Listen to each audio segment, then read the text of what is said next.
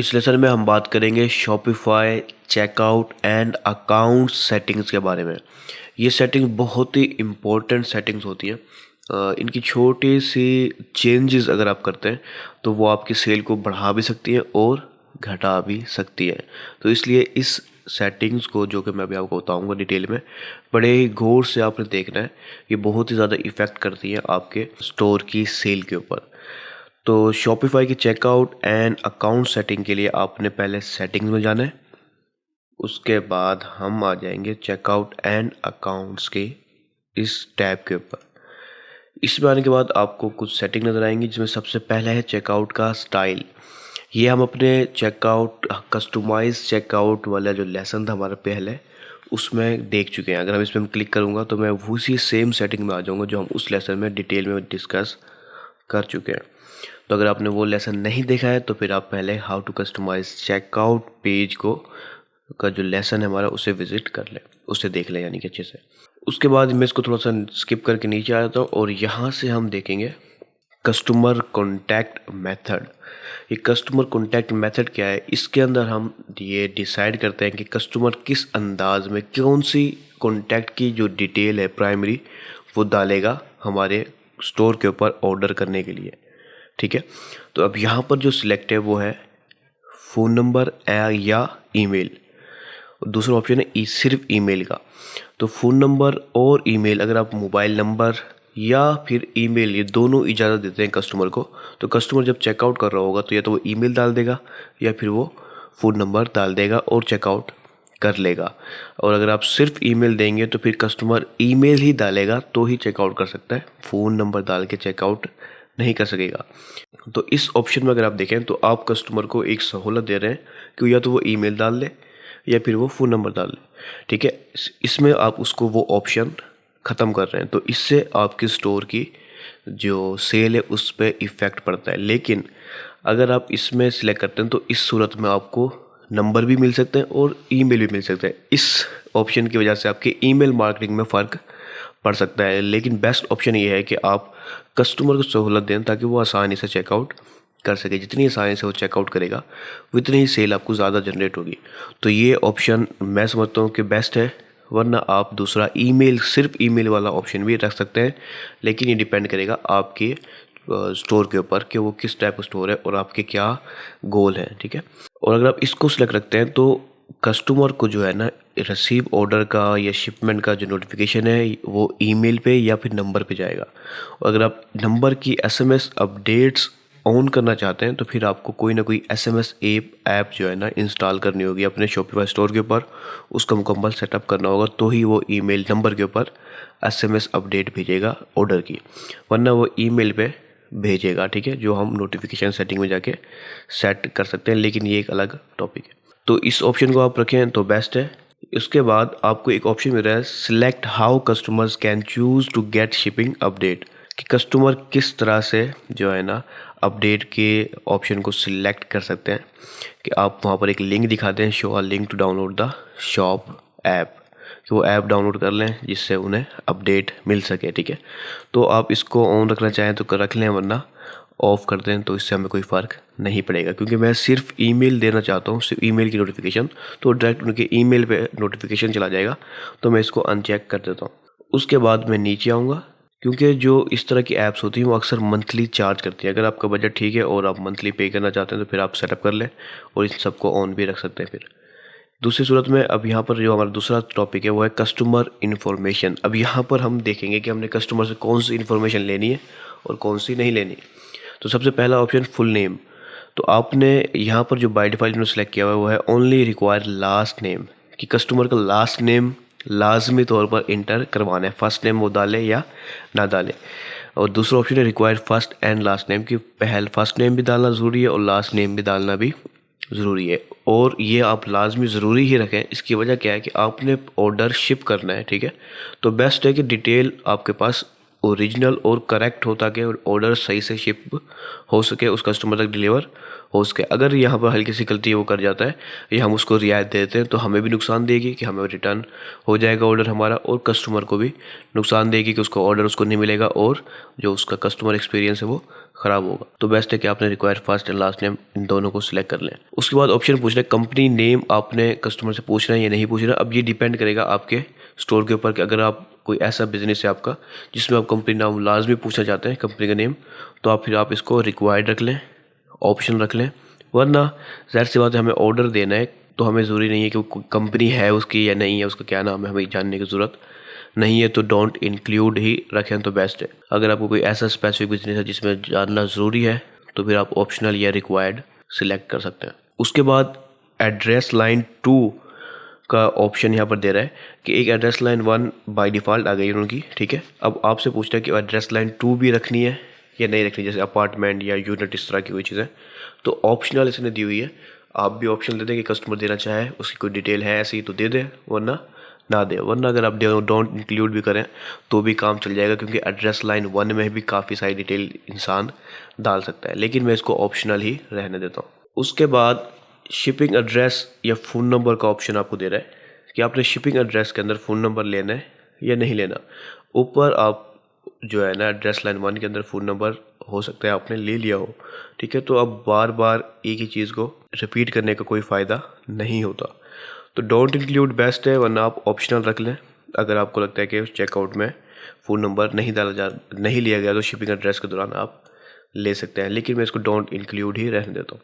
उसके बाद एक ऑप्शन आ रहा है टिपिंग का। ये टिपिंग का ऑप्शन क्या है कि ये चेकआउट के दौरान कस्टमर को जो है ना ऑप्शन देगा कि आपको अगर हमारा प्रोडक्ट या हमारी जो सर्विस है वो अच्छी लगी है तो अगर आप टिप देना चाहते हैं, ठीक है, तो वो आप दे सकते हैं। अगर मैं इसको ऑन करता हूँ तो ये चेकआउट के अंदर हमसे पूछेगा, यानी कि कस्टमर को बताएगा कि अगर वो टिप देना चाहता है तो कुछ परसेंटेज के अंदर, जैसे जो ऑर्डर है उसकी 10% टिप दे दे, 15% दे दे या 20% टिप दे दे। 3 प्रीसेट बनाए हुए हैं, तो वो टिप देना चाहे तो आपको दे दे। इससे ये होगा कि आपको जो मुफ्त के समझो ये पैसे मिलेंगे और आपकी जो सेल है ज़ाहिर सी बात है वो बढ़ जाएगी।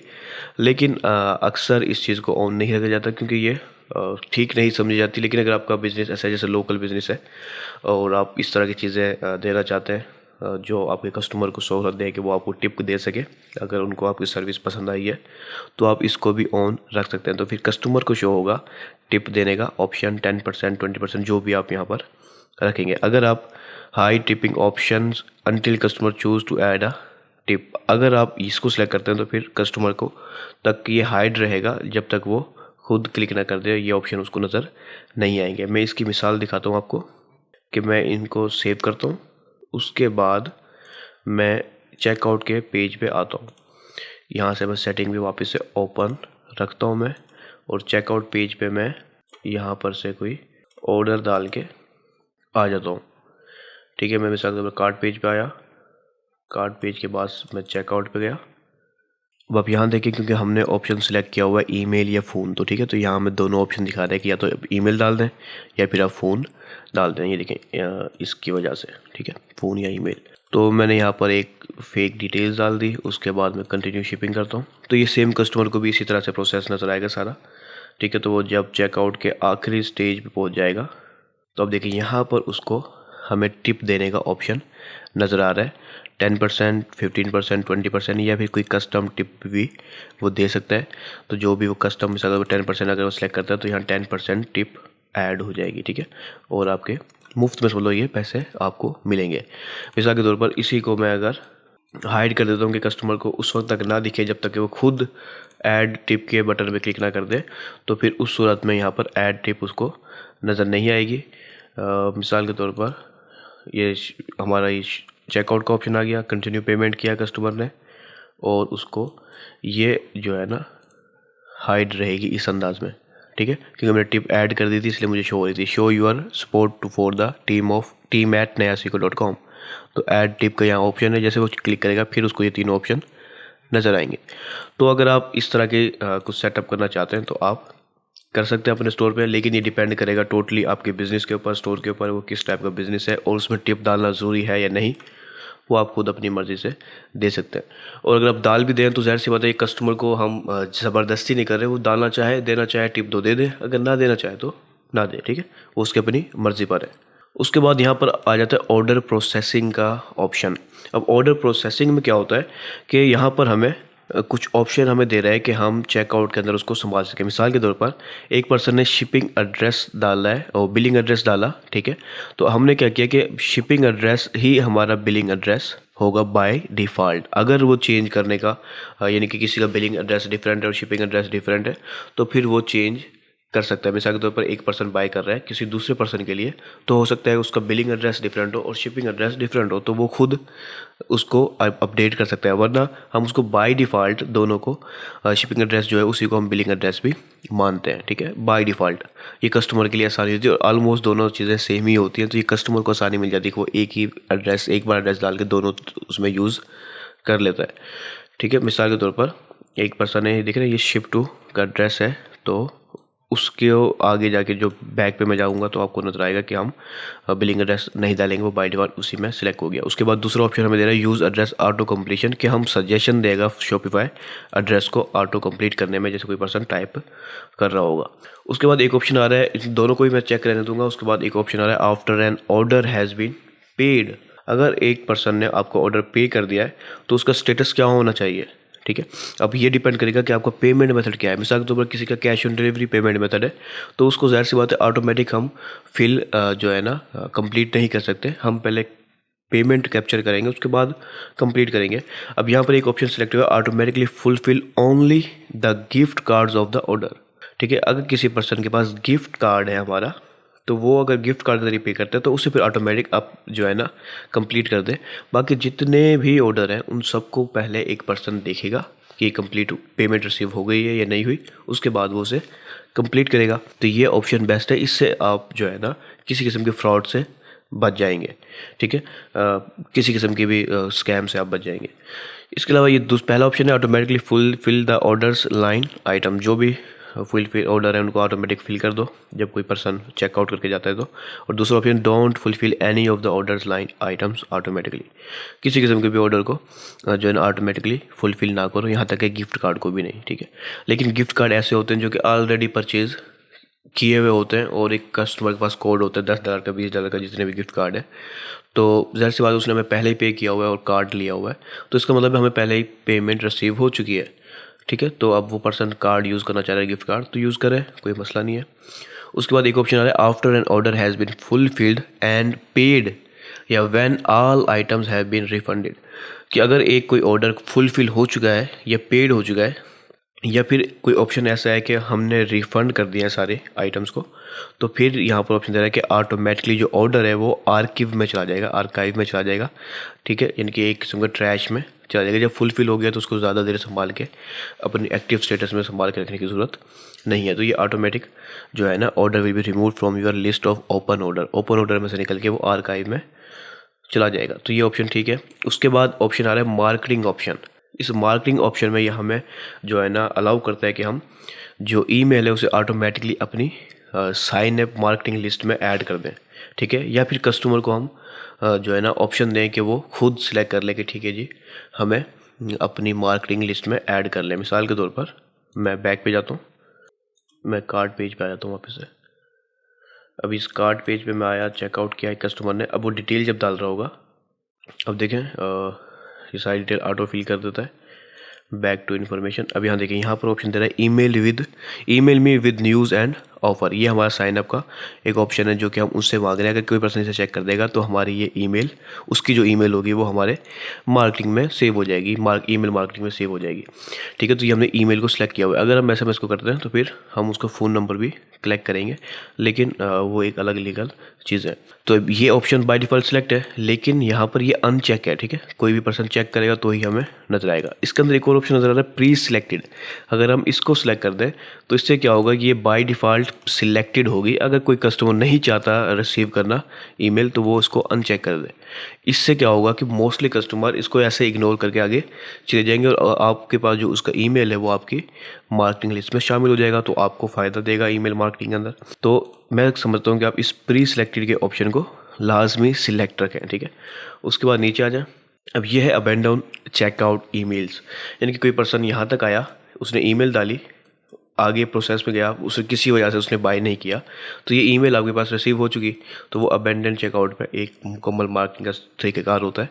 उसके ज़रिए हम अपने जो ईमेल हमें रिसीव होता है उसको हम कुछ मार्केटिंग मैसेज के ज़रिए उस जो हमारा ऑर्डर लॉस्ट हो चुका है, ऑर्डर नहीं मिला हमें, उसको हम रिकवर करने की कोशिश करते हैं। ये एक अलग ही मार्केटिंग ऑटोमेशन का सेटअप है जो हम इस लेसन में नहीं करेंगे। उसके बाद एक ऑप्शन आ रहा है हमारे ऑर्डर स्टेटस पेज, जो थैंक यू पेज है किस्म का, जो ऑर्डर का स्टेटस पेज है आखिरी, उसमें अगर हम किसी किस्म की स्क्रिप्ट डालना चाहें तो हम डाल सकते हैं। ठीक है, यहाँ पर ज़्यादातर जो है ना आप पिक्सल वगैरह के कोड भी ऐड कर सकते हैं, यानी कि सिर्फ इस एहतियात के तौर पर कि आपको जो परचेज़ है वो सही से रिकॉर्ड हो जाए आपकी, तो आप यहाँ पर एडिशनल स्क्रिप्ट HTML या कोडिंग वगैरह यहाँ पर डाल सकते हैं जो आप चेकआउट पेज में करना चाहते हो आखिरी में, स्टेटस पेज में। उसके बाद आप अपने चेकआउट पेज की जो लैंग्वेज है उसे यहाँ से चेंज कर सकते हैं। ठीक है, यहाँ पर आप मैनेज चेकआउट लैंग्वेज पे क्लिक करके अपने मुताबिक जो भी लैंग्वेज सेलेक्ट करना चाहें वो यहाँ से कर सकते हैं। उसके बाद आपको ऑप्शन मिलता है इस सेटिंग के अंदर आखिरी कस्टमर अकाउंट्स का। कस्टमर जो अकाउंट्स बना रहा है, ठीक है, उसको किस टाइप का एक्सपीरियंस मिलेगा। तो हमें यहाँ जो बाय डिफ़ॉल्ट है वो है customer accounts are hidden. Customer का जो अकाउंट्स है वो हिडन है, यहाँ पर किसी किस्म का भी हमारे वेबसाइट के ऊपर लॉगिन का ऑप्शन नज़र नहीं आता कि कस्टमर अपने अकाउंट को लॉगिन कर सके। अकाउंट तो क्रिएट हो रहा है लेकिन वो लॉगिन नहीं कर सकता बेचारा, हिडन फॉर्म में है। तो मैंने इसको एडिट किया। अब यहाँ पर मैं डाल सकता हूँ अगर मैं कुछ चीज़ें चेंज करना चाहूँ, show login link in the header of online store and at checkout. अगर मैं डालना चाहूँ तो फिर हमारे कस्टमर का जो यानी कि जो हमारा लॉगिन का सिस्टम है वो हमारे हेडर में शो होगा हमारे स्टोर के। ठीक है, मैं इसको डाल देता हूँ। अगर डालना चाहें तो बेस्ट है, इससे ये होगा कि आपकी जो कस्टमर बेस है वो बनेगी, जो लोग लॉगिन हो जाएंगे वो हो सकता है बार बार आके परचेज़ करें तो उनको आसानी होगी, बार बार उन्हें डिटेल्स डालनी नहीं पड़ेंगी, उनका अकाउंट पहले से क्रिएट होगा। ठीक है, उसके बाद require customers login before checkout. अगर आप इस ऑप्शन को सिलेक्ट करते हैं तो कस्टमर लाजमी तौर पर चेकआउट से पहले लॉगिन करेगा, लेकिन इस ऑप्शन की वजह से आपकी जो सेल है वो डिक्रीज़ हो सकती है, क्योंकि कस्टमर अक्सर जो है ना अकाउंट क्रिएट करना नहीं चाहता, एज अ गेस्ट ही वो परचेज़ करना चाहता है। तो आप इसको अनचेक करके ताकि कस्टमर एज अ गेस्ट कम से कम परचेज़ कर ले और जो कस्टमर अकाउंट बनाना चाहे वो बना ले। ठीक है, इससे कम से कम आपकी जो कॉस्ट वो है यानी कि आपकी जो परचेज़ है वो डिक्रीज़ नहीं होगी। ठीक है, लेकिन क्योंकि ये ऑप्शन सिलेक्ट नहीं होगा तो आपको जो यूज़र हैं लॉगिन रजिस्टर यूज़र हैं वो भी कम मिलेंगे। तो आप दोनों में से जो ऑप्शन आप सेलेक्ट करना चाहें अपनी मर्ज़ी से ऑन या ऑफ इसे रख सकते हैं। जब आपने इस ऑप्शन को सिलेक्ट किया तो अब आपको ऑप्शन नजर आएगा choose which variant of customer accounts to use, classic customer accounts या फिर new customer accounts. Customers will log in with email and password. एक कस्टमर जो है अपने ईमेल या पासवर्ड के जरिए अपने अकाउंट को लॉगिन कर सकता है, या फिर वन टाइम कोड उसके ईमेल पे हर वक्त सेंड होगा जो वो सिलेक्ट कर ले। तो ये ऑप्शन सही नहीं है, बेस्ट है कि ये ऑप्शन आप रखें कि कस्टमर खुद अपना ईमेल और पासवर्ड खुद क्रिएट कर ले, नेक्स्ट टाइम वो आके लॉगिन कर ले। उसके बाद ये जो है ये आपको चेंज करने की ज़रूरत नहीं है कि ये शॉपिफाई का बाय डिफ़ॉल्ट URL है कि आपने का जो न्यू कस्टमर का जो अकाउंट्स है वो इस URL पे बन जाएगा ऑटोमेटिक, और आपका जो क्लासिक कस्टमर अकाउंट्स है वो आपके इस URL पे बनेगा। इस अंदाज में वो लॉगिन वगैरह कर पाएगा account/login।